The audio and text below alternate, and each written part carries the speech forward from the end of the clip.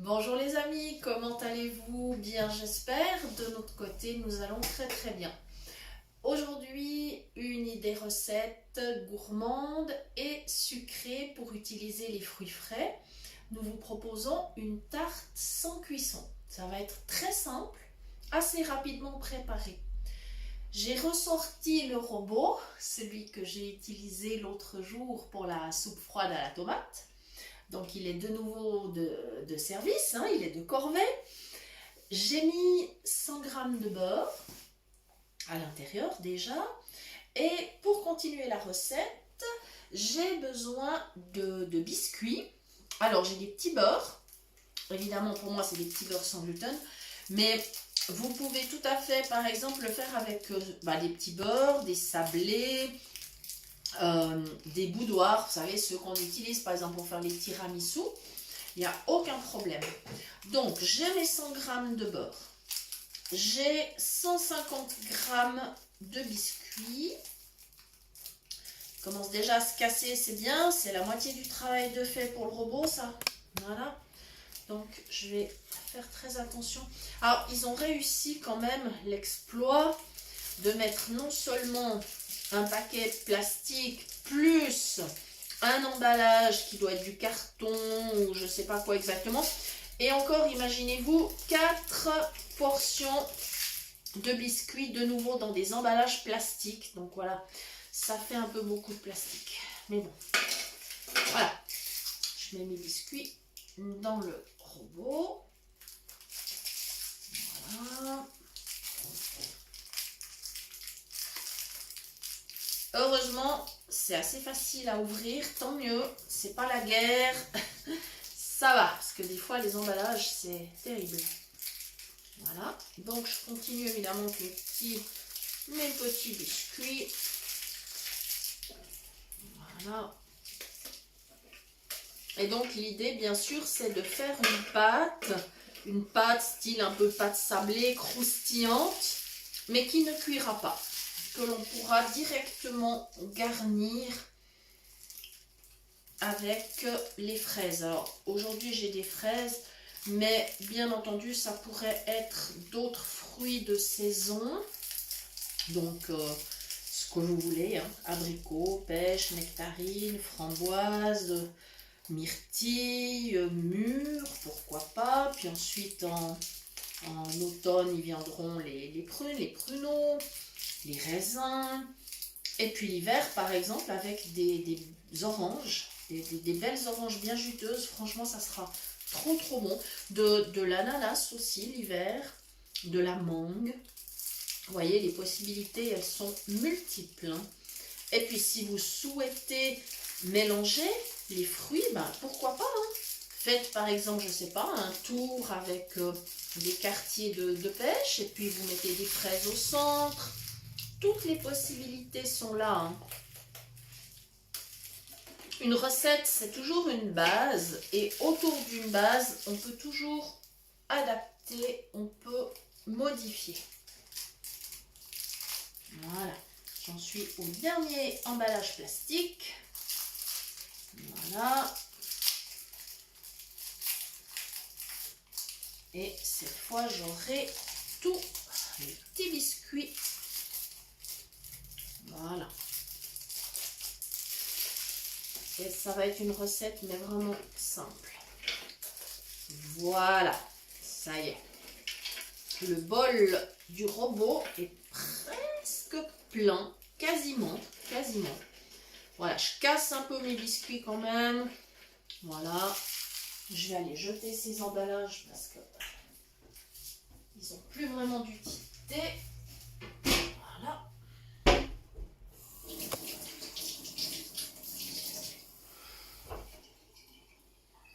Voilà, je vais ajouter un petit peu de sucre, pas trop parce qu'il y a déjà du sucre dans les biscuits, donc forcément. Mais bon, après le petit beurre c'est pas non plus un biscuit très sucré. Puis si vous avez vraiment pas de biscuit sous la main, vous pouvez toujours le faire avec des biscottes. Et à ce moment-là, vous mettrez un tout petit peu plus de sucre, forcément. Mais voilà, normalement on trouve les biscuits adéquats.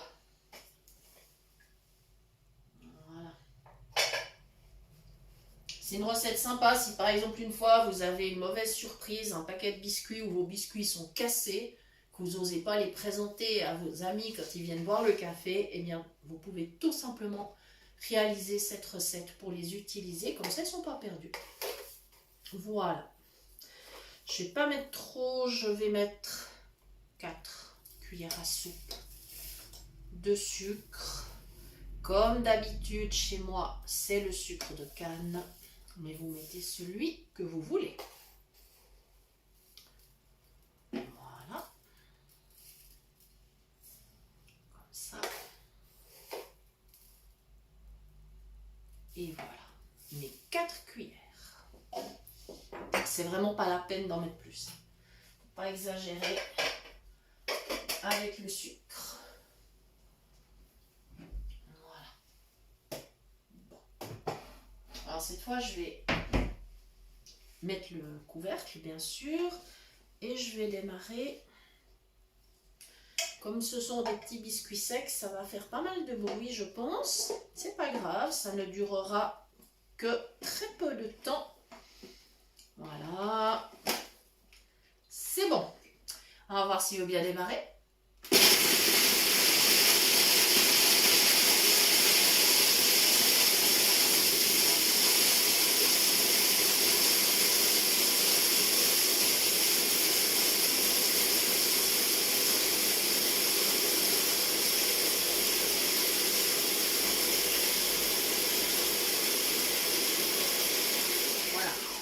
Je ne sais pas si vous avez remarqué en écoutant, en tout cas moi à l'oreille, j'entends que ça doit être pas mal homogène déjà. Mais je pense qu'à ce stade-là, ma pâte est encore un peu sèche. Voilà, ouais, c'est exactement ce que je pensais. Ça ne sera pas vraiment une pâte encore. Alors, ce que je vais faire pour améliorer ça, c'est que je vais mettre un soupçon de lait. Très peu, mais juste pour lui donner un tout petit peu d'humidité encore. Elle sera beaucoup plus facile après à étaler, vous verrez. Alors voilà, je suis allée dans le frigo chercher du lait. Voilà, je vais évidemment être très précautionneuse, c'est-à-dire pas en mettre trop. Parce que si ça devient trop liquide, alors ça va être embêtant. Donc, je vais y aller vraiment doucement avec le lait. On va rester raisonnable. On peut toujours ajouter. Par contre, si on a mis trop et qu'on doit enlever, alors là, c'est très ennuyeux. C'est absolument pas possible. Voilà.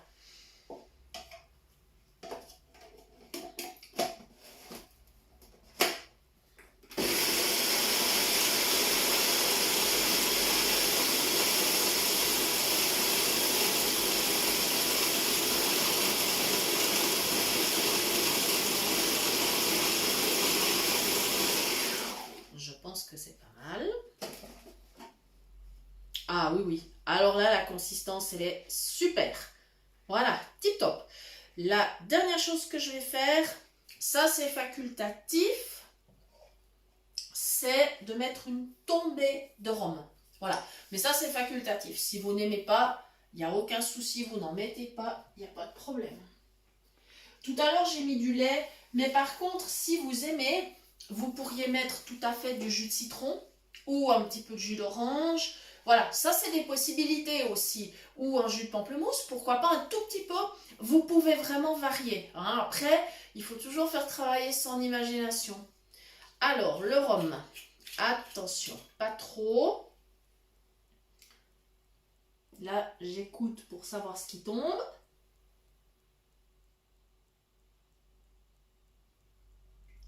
Voilà, pas plus. Il doit y avoir une cuillère à soupe, à peu près. C'est vraiment peu. Voilà, ça donnera quand même un bon petit goût à la pâte. Voilà, comme ça. Et pour un dernier tour, c'est reparti.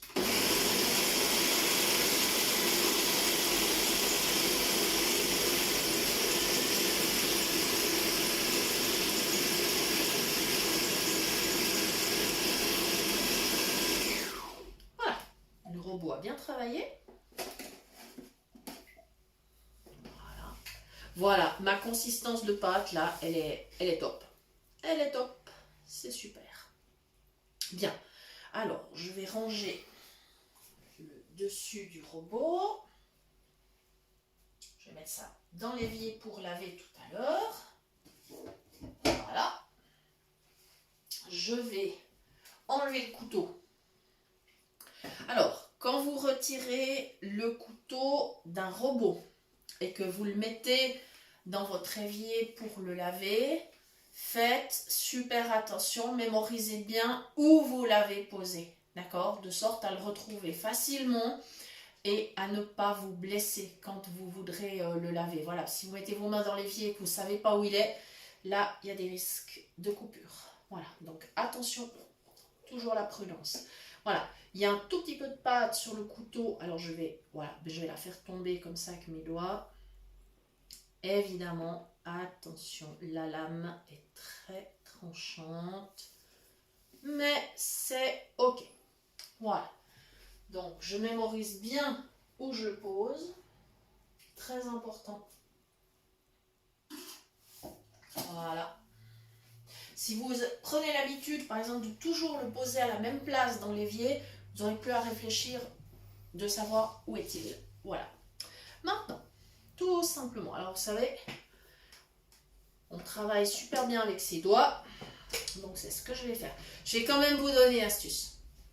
Si, par hasard, votre pâte est trop liquide, si vous en avez mis vraiment trop, vous pouvez rattraper le coup si vous avez un petit peu d'amandes moulues, de noisettes moulues ou de noix de coco râpées, etc. Vous pourrez rattraper le coup en rajoutant un petit peu. Voilà, ça donnera de toute façon un bon goût et puis votre pâte, elle sera de consistance tout à fait adéquate. Voilà, c'est quand même possible de rattraper, mais bon, à la base, on aime autant avoir une pâte qui tient bien la route. Bon, alors là, j'ai préparé une assiette parce que comme il n'y a pas de cuisson, je vais directement en fait faire une présentation sur assiette. Alors, moi j'ai fait le choix de prendre une assiette où on pourra faire des parts après. Par contre, si vous souhaitez, si vous avez des amis et que vous avez envie de faire des portions individuelles, je vous conseille de mettre votre pâte directement par exemple dans des sous-tasses. Vous avez sûrement un service à café. Eh bien, pourquoi pas, prenez les sous-tasses et mettez la pâte dedans. Voilà. Alors moi, là, je vais travailler avec mes doigts. Ils sont propres, donc j'ai pas de complexe à avoir. Je récupère ma pâte dans le bol. Il n'y a aucun problème. Allez, hop là. Je la pose sur l'assiette. Voilà. Elle sent super bon. Ça, je vous garantis que c'est top. Elle sent super bon cette pâte. Voilà. Impeccable. Voilà.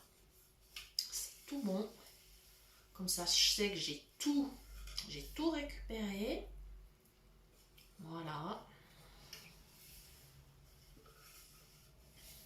Voilà. Comme ça. Maintenant, je vais mettre le bol dans l'évier également en vue du nettoyage tout à l'heure. Et là, je me rince les doigts, forcément. Voilà. Voilà. Je vais prendre un peu de savon parce que du coup, le beurre est quand même bien présent. Voilà. Voilà.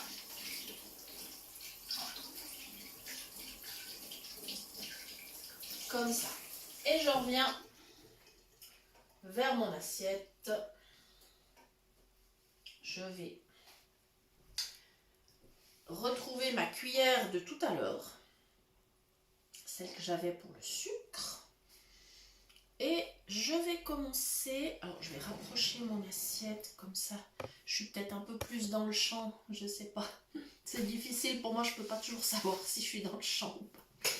Et maintenant avec ma cuillère, j'appuie sur ma pâte dans l'assiette. J'appuie, j'appuie, j'appuie. Comme ça, j'ai pas besoin de rouleau à pâte du coup. J'ai ma cuillère qui me permet, voilà, qui me permet de, voilà, d'étaler ma pâte. C'est tout simple, mais vraiment tout simple. Voilà. J'essaie qu'il y ait quand même un joli arrondi. Alors pour ça, je vous donne l'astuce. Bon, déjà, il faut que j'étale un peu partout. J'ai encore pas bien étalé jusque dans le bord. Enfin, je vais pas jusque tout au bord de l'assiette. Hein. Je vais jusqu'au premier bord. Là où il y a la limite entre le bord qui fait le tour et le bord intérieur. Voilà. Donc ça, j'essaie de bien la répartir quand même, ma pâte. Voilà. Et je vous donne l'astuce maintenant pour que ça soit bien régulier. Ce que vous faites, c'est que avec le dos de la cuillère à soupe, vous appuyez depuis l'extérieur vers l'intérieur pour avoir un bord bien régulier. Vous faites tout le tour. Vous sentez bien avec vos doigts que ça marche, que c'est bien régulier. Voilà. Voilà. Je pense que ça sera assez bien. Je pense. Ça va être bien sympa. Voilà. Comme ça. Voilà. J'enlève la cuillère à soupe. Voilà. Et maintenant, je vais évidemment venir avec mes fraises. Alors j'ai préparé d'avance 500 g de fraises. Je les ai lavées. Je les ai équeutées. Et je les ai partagées en deux. Dans le sens de la longueur. Voilà. Maintenant, j'arrive avec mon assiette et je vais garnir ma pâte. Tout simplement. Voilà. J'essaye de faire le tour, de faire quelque chose d'un peu joli. Ma foi, j'essaie de suivre avec mes doigts. Et après, s'il y a du vide, hein, je compléterai. Voilà. Je fais le tour gentiment. Voilà. Du coup, la pâte, si vous voulez, elle aura un petit peu la consistance comme un crumble finalement. Voilà. Je prépare toujours mes petites fraises. Je les répartis. Voilà. J'ai mis une bonne quantité de fraises. L'idée, c'est quand même d'avoir du fruit. Hein. Voilà. La pâte, elle gardera d'une part du croquant, mais aussi de l'humidité quand même. Hein. Ça ne sera pas la même chose qu'une pâte brisée qui est cuite, bien sûr. Voilà. Je continue toujours avec mes petites fraises. Une à côté de l'autre, tout le tour. Je crois que j'ai presque fini un premier tour. Je vais peut-être encore en mettre une là. Je vais commencer à aller vers le centre. Je vais continuer en fait. Voilà. Puis je vais continuer comme ça, tout simplement. Et quand ma tarte sera complètement garnie, eh bien, je pourrai la mettre au frais un moment pour qu'elle soit bien fraîche à servir. Ça sera meilleur. Et puis, je pourrais la décorer. Alors, je peux la décorer là, comme il y a de belles herbes fraîches, je vais pouvoir mettre soit peut-être des petites feuilles de menthe, soit pourquoi pas un petit peu de verveine citron, ou les deux, hein, carrément les deux, pourquoi pas. Et puis, ou du thym citron, ou du thym, du romarin, pourquoi pas. Enfin voilà, il y a du choix, on peut mettre selon ses goûts. Ou alors, si vous préférez, vous pouvez râper des petits copeaux de chocolat pour parsemer dessus. Vous remarquerez que je n'ai pas sucré les fraises, c'est pas la peine. Elles sont bien parfumées. Il n'y a absolument pas besoin de rajouter du sucre. Voilà, j'en ai une belle quantité là quand même. Mais c'est très bien comme ça. C'est très bien. J'en ai une belle quantité. Et ça partira au frais Voilà. Comme ça, on pourra la déguster au dessert, je pense. Voilà. Non, ça commence à être bien garni, mais il y a encore de la place.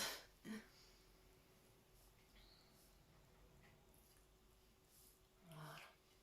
Puis même, hein, si on a un petit peu en hauteur des fraises, c'est pas un problème. On commence par celle du dessus. Voilà. Alors évidemment, si vous souhaitez, vous pouvez aussi mettre un petit peu de crème chantilly, pourquoi pas.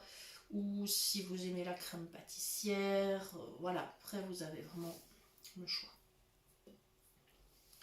Pourquoi pas même sur le dessus de parsemer un petit peu de noix de coco râpée, par exemple. Voilà. J'espère que j'ai réparti correctement. Voilà, j'ai presque terminé. Et voilà. Alors j'espère que vous aurez du plaisir à réaliser cette recette.